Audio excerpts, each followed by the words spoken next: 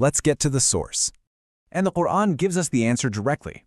It introduces this amazing concept called Furqan, which is the ability to see the difference between truth and falsehood, right and wrong. But here's the kicker. It's not something we can just generate ourselves. The verse says it's a gift, a grant that comes directly from being mindful of God. It's a result of that higher consciousness.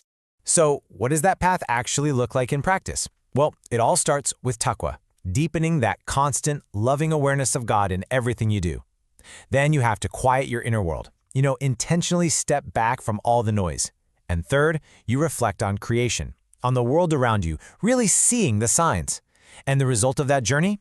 That's when you're granted Furqan, your own divine compass for discernment. Now, this isn't just abstract theory.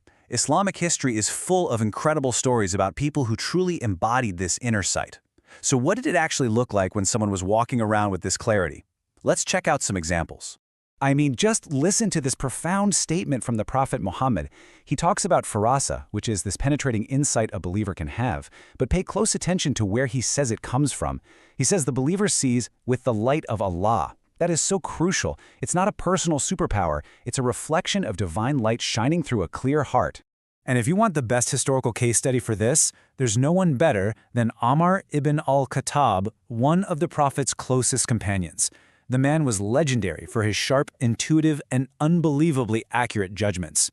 In fact, this happened so often that scholars have a special name for it, the Muwafaqat of Amr. Just think about that for a second.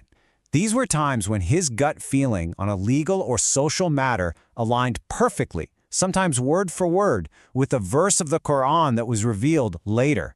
It's just a stunning real-world validation of this divinely guided insight. A verse like this is often connected to people like Umar. The light it talks about isn't just a nice metaphor for being a believer.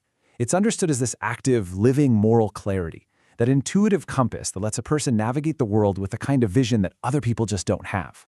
So, the instrument for this perception isn't just the brain.